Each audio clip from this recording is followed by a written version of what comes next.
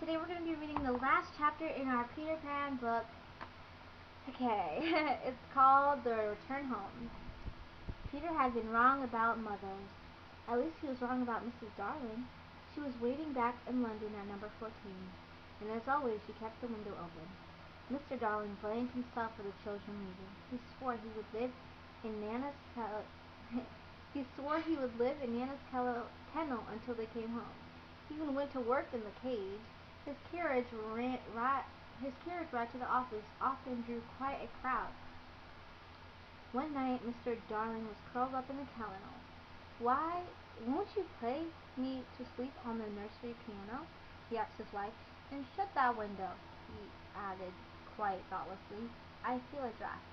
"Oh, George," cried Mrs. Darling, "never ask me to do that. The window must always be left open for the children, always." Mr. Darling begged her pardon. Then Mrs. Darling went to the piano. She played until her husband fell asleep.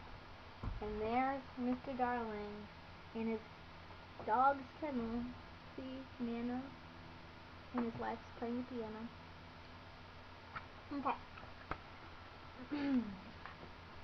It would have been a perfect time for the children to come home, but Peter and Tink flew into the room instead. Peter had thought of a plan, and he had flown off ahead of the others. "Quick, Tink," he whispered, "close the window and lock her. Wendy will think her mother has locked her out, and she will have to go back with me." He danced across the nursery floor shamelessly. Then he heard Wendy's mother playing the piano in the room. He did not know the tune, but he knew it was saying, "Come back, Wendy, come back." Then the music stopped. Miss Darling laid her head on the piano, her eyes filled with tears. Peter frowned. "Why won't she understand?" he thought. We can't both have Wendy." He stopped looking at her. He skipped about and made funny faces, but Peter felt Mrs. Darling inside him. She was knocking on the door of his heart. "Oh, all right," he said at last. He unlocked the window. "Come on, Tink. We don't want any silly mothers anyway." So Wendy and John and Michael found the window open for them after all, which was perhaps more than they deserved. They had been gone for so long, and Michael almost forgotten. "I think I have been here before," he said. "It's your home, silly," said John.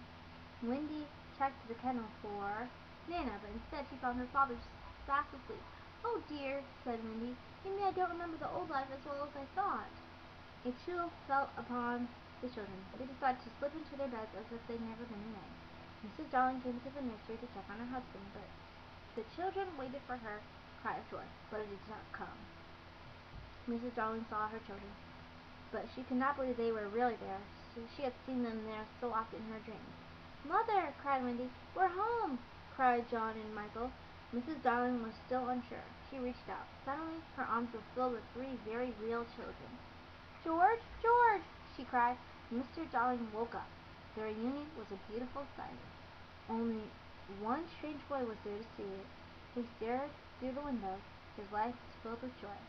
Those other children could never know, but he had locked himself out from ever knowing joy like this.